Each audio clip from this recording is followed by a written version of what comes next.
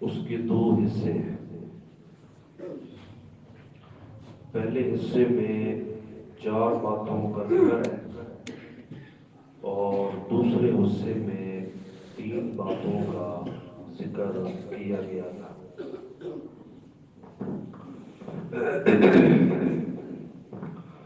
پہلی بات جو پہلے حصے میں بیان کی گئی ہے وہ اللہ تعالی کے عظمت والے گھر کا ذکر کیا گیا ہے، اور اس سے پہلے فرمایا لن تنالوا البر حتى تنفقوا مما تحبون۔ تم کبھی بھی کامل نیکی حاصل نہیں کر سکتے ہو جب تک کہ تم اپنی سب سے زیادہ محبوب ترین چیز اللہ کے راہ میں قربان نہ کر دو۔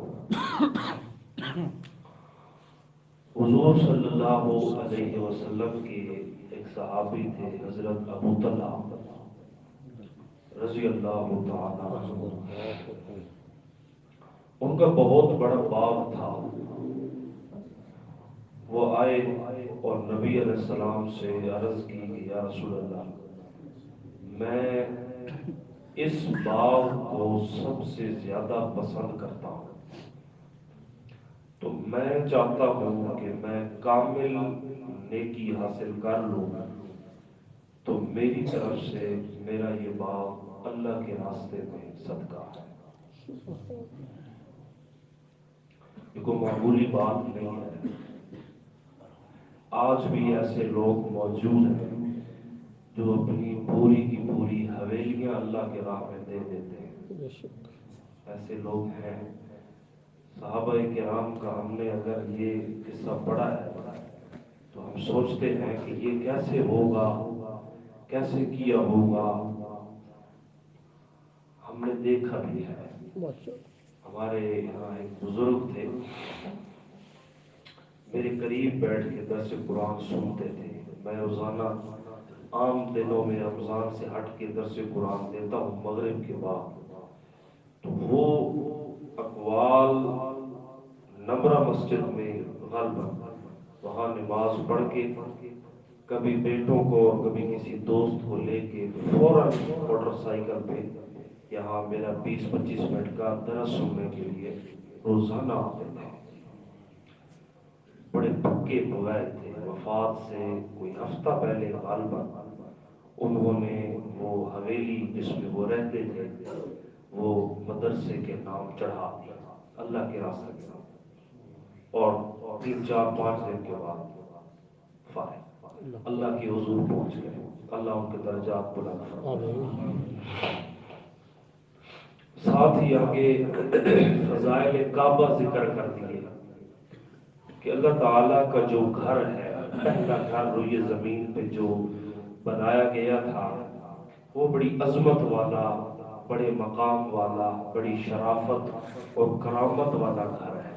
اس کا احترام، اس کا ادب وہ ہر مومن کے دل میں بدرجہ اتم موجود ہونا چاہیے۔ اگلی چیز تھوڑا آگے چل کے باہمی جوڑ کا ذکر کیا گیا ہے کہ اے مسلمانوں، مومنوں، آپس میں جوڑ پیدا کرو۔ اور وہ کیسے ہوگا؟ کیا کرو؟ ایلفیہ لگاؤ، کھڑے ہو جاؤ، جوڑ لگاؤ۔ کیسے؟ بھائی صاحب واعتصموا بحبل اللہ جميعا ولا تفرقوا، اللہ کی رسی کو مضبوطی سے پکڑے رکھو، تفرقے میں مت پڑو۔ اب یہ تو پڑھ لیا، اللہ کی رسی کو مضبوطی سے پکڑے رکھو۔ یہ کون بتائے گا کہ اللہ کی رسی ہے کیا؟ اس کی طرف تو آتے نہیں، وہ تو پڑھ کے سناتے نہیں۔ بس جہاں پہ اتفاق اتحاد کی بات ہوگی بینر لگے ہوں گے، اتحاد بین المسلمین، پیچھے بڑا سا بینر لگا دیں گے واعتصموا بحبل اللہ جميعا۔ ظالمو، حبل اللہ جو ہے اللہ کی رسی، اسے پکڑا ہوتا تو یہ بینر لگانے کی ضرورت کیا تھی؟ یہ تنظیمیں بنانے کی، مل بیٹھنے کی، سر جوڑنے کی ضرورت کیا ہے؟ یہ تو اتفاق تو ہو جاتا۔ حبل اللہ ہے اللہ کا قرآن، کتاب اللہ ہے حبل اللہ، اللہ کی رسی۔ حدیث پاک میں ہے اس رسی کا ایک سرا وہ اللہ رب العالمین کے ہاتھ میں ہے، اور دوسرا سرا اس نے زمین پہ لٹکایا ہوا ہے قرآن کی صورت میں۔ اب گویا جس نے اس قرآن کو تھام لیا، گویا اس نے اللہ کے ساتھ بیعت کر لی ہے۔ وہ بندہ کبھی گمراہ نہیں ہو سکتا۔ جیسے آپ جا رہے ہو نا راستے پہ، تو آپ کا کوئی بچہ ہے چھوٹا سا، اس کا ہاتھ آپ نے پکڑا ہوا ہے، یا آپ نے کہا کہ بیٹا میرا ہاتھ پکڑ، اب جتنا بھی رش ہوگا وہ بچہ آپ کے ہاتھ سے گم نہیں ہوگا، وہ پر امید ہوگا۔ کیوں؟ اس لیے کہ اسے پتا ہے کہ میری جو انگلی ہے، میرا جو ہاتھ ہے، وہ محفوظ ہاتھوں کے اندر ہے، یہ میرا محافظ ہے، یہ میرا باپ ہے، یہ میرا چاچا ہے، جو بھی ہے وہاں کا۔ تو اسی طرح صراط مستقیم پہ چلتے ہوئے جگہ جگہ پہ شیطان کے اڈے ہیں۔ تو جب بندہ اللہ کی رسی یعنی قرآن کو مضبوطی سے تھام رکھتا ہے، تو راستے پہ بیٹھے ہوئے ڈکیت جو ہے ایمان کے، وہ کبھی بھی کسی مومن بندے کو گمراہ نہیں کر سکتے۔ آگے چل کے فرمایا امر بالمعروف اور نہی عن المنکر پہ عمل کرو، اچھے کاموں کا حکم دو اور برے کاموں سے روکو۔ اچھائی دیکھو تعریف کرو، برائی دیکھو تو اسے قابل مذمت تو سمجھ لو کم سے کم۔ نیکی کے کام، آگے پھر اس کی تفصیل بیان کی، متصل ساتھ کئی احکامات دیے، کئی چیزوں سے منع کیا کہ یہ چیزیں ہیں جو اوامر ہیں، اور یہ چیزیں ہیں جو منہیات ہیں، ان سے رکنا ہے۔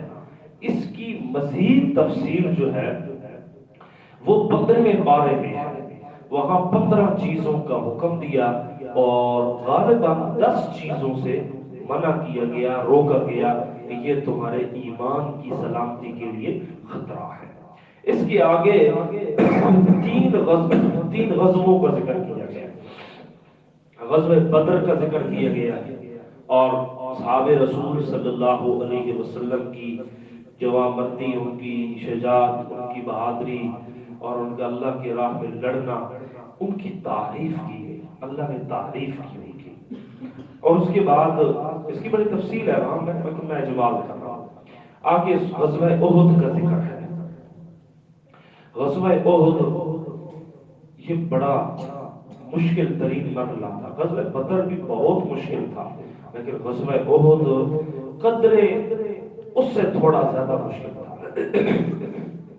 وہ اس حوالے سے کہ نبی کریم صلی اللہ علیہ وسلم زخمی ہو گئے تھے، حضور اکرم صلی اللہ علیہ وسلم کے دانت مبارک وہ ٹوٹ گئے تھے، یہاں سے یہ جو سامنے والے دانت ہیں یہ حضور کے ٹوٹ گئے تھے، آدھا دانت حضور کا الگ ہو گیا تھا۔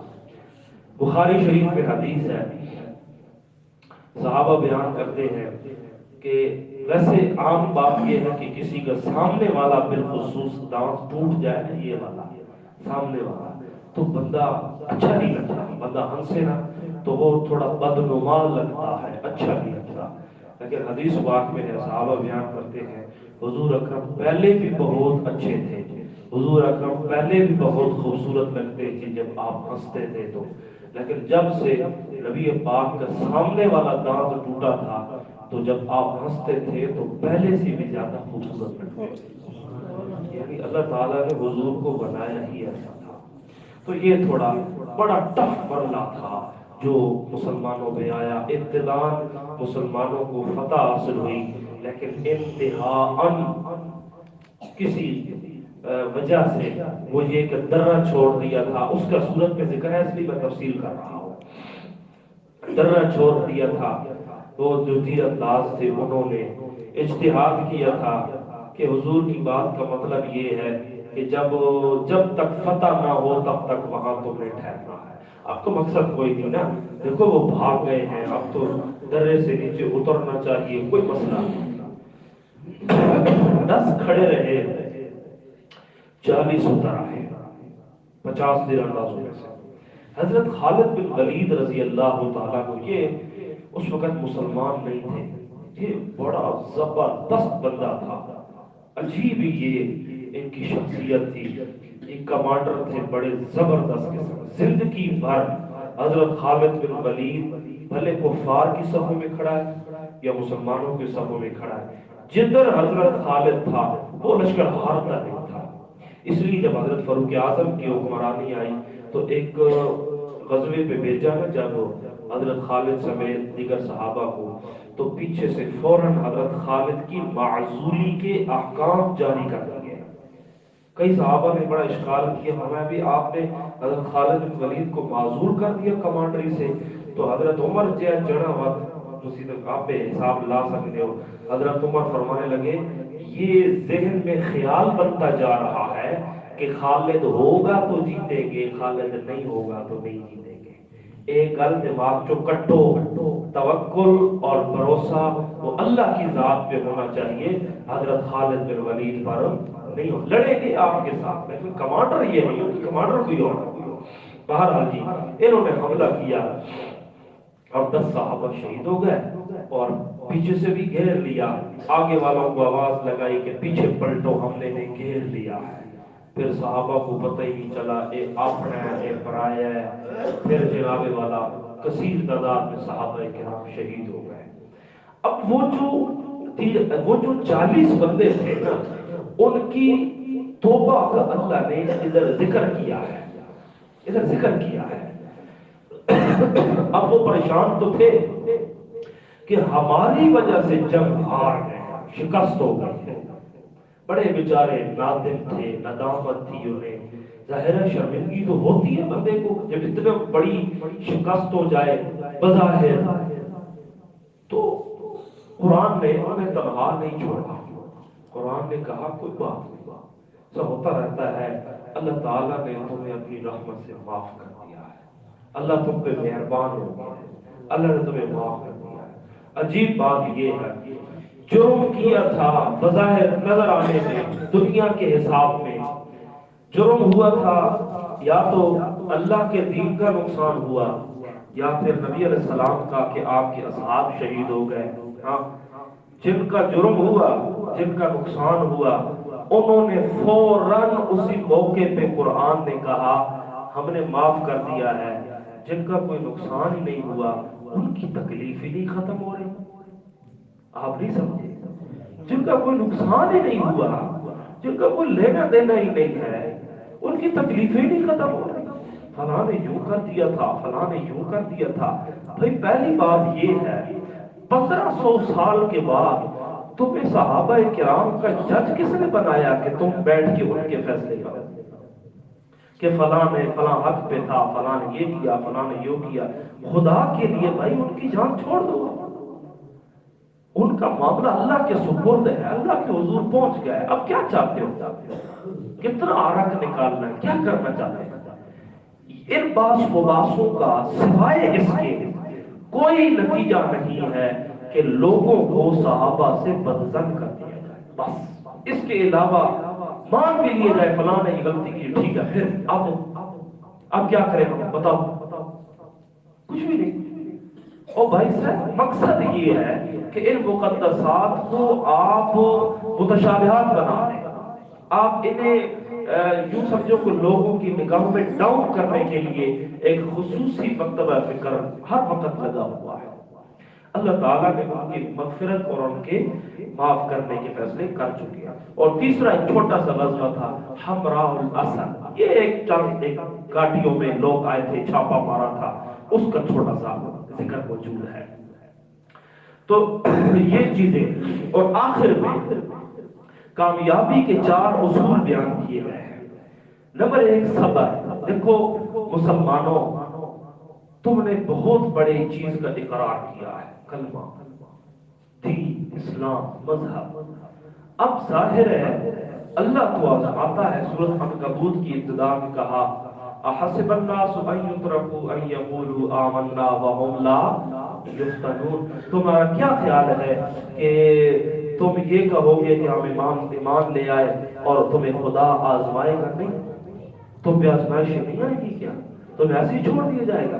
فرمایا پہلے دشمن کی طرف سے، پہلے بیماری کی صورت میں، کسی بھی صورت میں کوئی تکلیف آئے صبر کر کے دکھاؤ. نمبر 2 مصابرہ، نمبر 3 مرابطہ، اور نمبر 4 تقویٰ.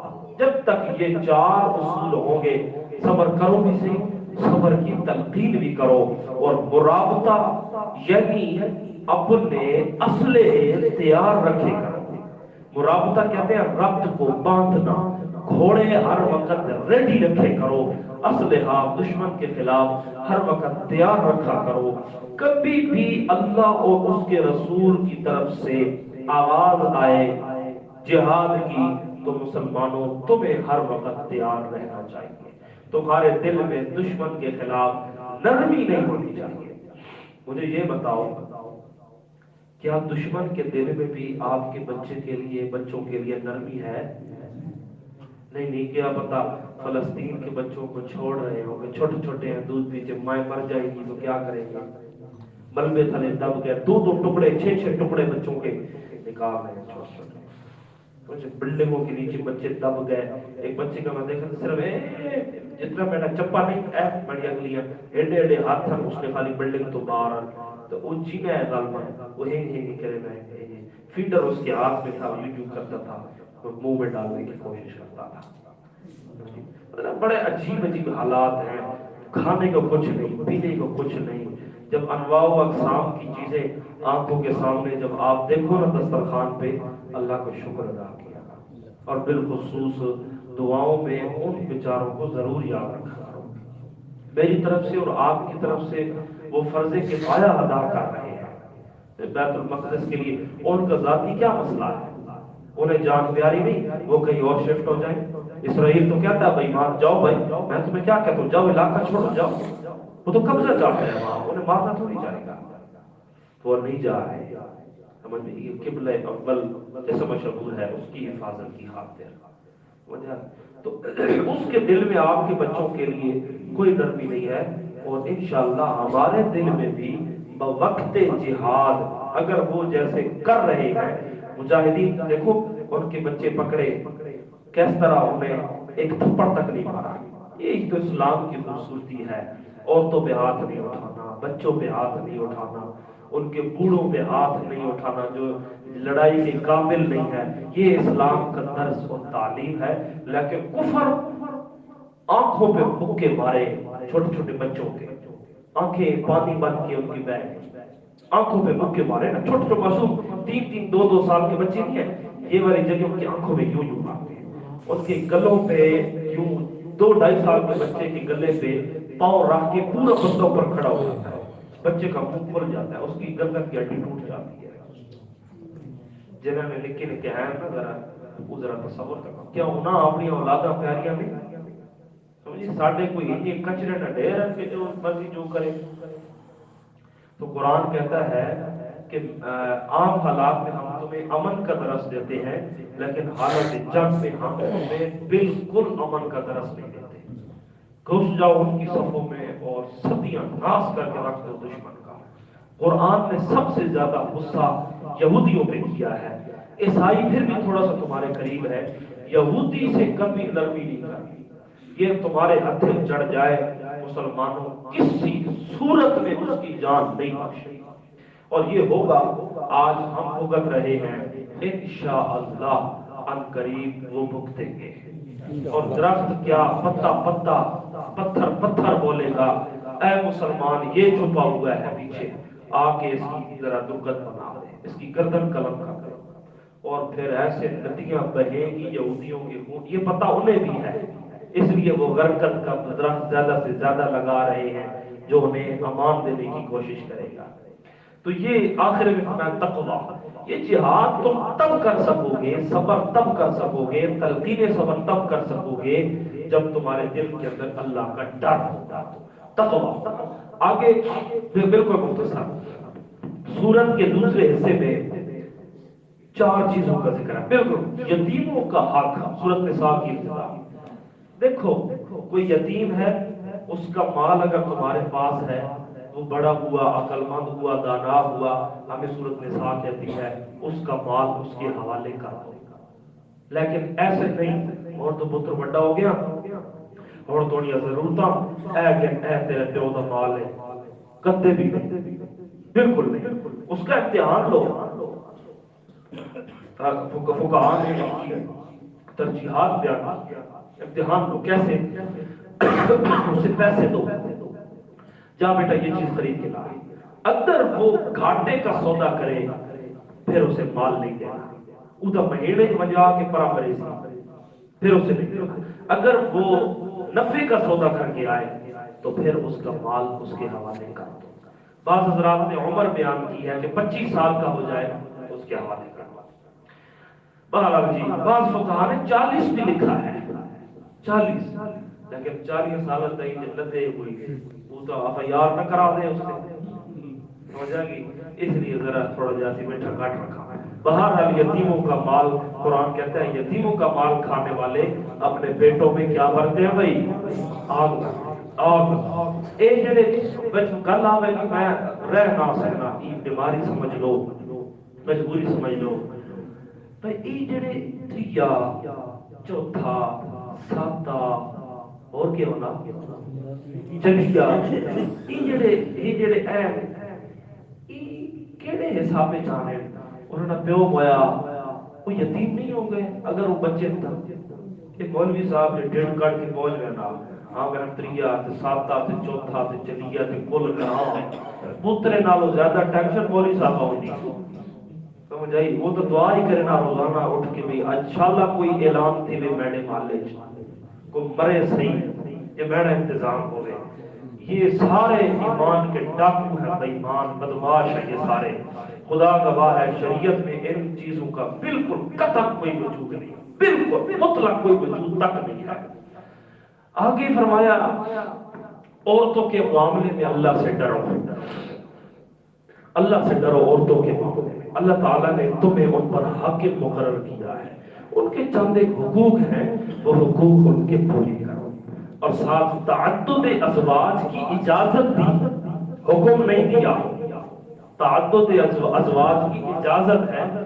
کوئی بندہ ایک سے زائد شادی کرنا چاہتا ہے، اللہ کی طرف سے اجازت ہے، لیکن عورتوں کی طرف سے اجازت نہیں ہے۔ یہ عورت کی خود دشمن ہے، کہتی ہے فلاں نے بڑا ظلم اٹھایا، یہ صحیح بدخواہ بخواہ کر کے دی۔ بھائی صاحب کوئی مجبوری نبی ہو، قرآن پھر بھی اجازت دیتا ہے، اللہ پھر بھی اجازت دیتا ہے۔ اگر وہ اس کی شادی بھی ہوئی ہے، اس نے باہر بھی یارانے بنا رکھے ہیں، کسی کو کوئی اعتراض نہیں ہوگا، کسی کو کوئی اعتراض نہیں ہوگا، کرے بھائی جاگو تے حالت جو مرضی کرے پہ، یہ ٹائم ہے اس کا، لیکن وہ کدے کرے نہ دعا دیا۔ اے نمازی پہلے سمجھ کھلنے والے، جمعے سے پہلے نعرے مارنے والے، اے مخالف وقت بڑا ظلم پایا اس میں، ایک جگہ کی بھی اس کی مجبوری بڑھ گئی ہے۔ بھائی صاحب آپ کو کس نے کہا کہ قرآن نے کہا ہے کہ مجبوری ہو تو کرے؟ بالکل قرآن نے کوئی نہیں کہا کہ مجبوری ہو تو کرو، قرآن نے کہا اگر تم ضرورت محسوس کرو، فتنے کا زمانہ ہے، دور ہے، وجہ کی ضرورت محسوس کرو تو کرو، تمہیں کون روک سکتا ہے؟ عورت کی خود دشمن بن گئی، خدا گواہ ہے، لا الہ الا اللہ محمد رسول اللہ پڑھ کے کہتا ہوں 35 40 سال کی بیٹھی ہے جن کے رشتے نہیں آ رہے، اور یہ قیامت کی نشانی بتا رہا ہوں میں آپ کو کہ قرب قیامت ایک ایک عورت کا خیال لگ بھگ ایک مرد 70 عورتوں کا محافظ ہوگا، ان کی تعداد اتنی زیادہ، رشتے کو بیٹھی ہے، بوڑھی ہو رہی ہے، لیکن عورت کی دشمنی کا آپ اندازہ لگاؤ۔ یہ دوسری عورت کہتے ہیں عورتوں کو حق دو، کیڑے حق دے؟ وہاں آسمانہ سے چاڑ کھڑا، کیا کریں؟ اور کون سے حقوق ہیں؟ اللہ نے سارے حق پورے کیے، لیکن اگلی گل تسی بھی سنو، یہ حکم نہیں ہے حضرت، یہ اجازت ہے، کرنا چاہو تو کر سکتے ہو، لیکن اس کی ایک شرط ہے، ایک شرط ہے، اس شرط پہ حد ڈاٹھی نے وہ میں بیان کرے سب تو شاہ سو رہن دیو کیونکہ پرگراؤ بڑھ گیا تو جب رہن دیو۔ شرط یہ ہے حضور والا کہ اللہ تعالیٰ فرماتے ہیں جب تک انصاف نہیں نہ کر سکتے ہو تو تب تک کوئی ضرورت نہیں ہے دوسرا نکاح کرنے کی۔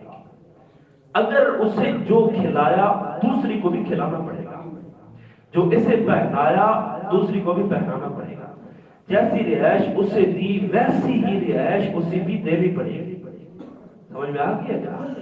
ہمارے جاننے والے تھے، وقت بھی زیادہ ہو رہا ہے تو وہ کہتے ہیں کہ ان کا محلے دار ان کے دروازے سے گزرا تو اس نے دیکھا کہ مین گیٹ پہ اتنا بڑا شاپر لٹکا ہوا ہے، دو بیویاں تھی ان کی، اتنا بڑا شاپر، اس میں مالٹے تھے غالباً مالٹے، وہ اتار کے اندر لے گیا۔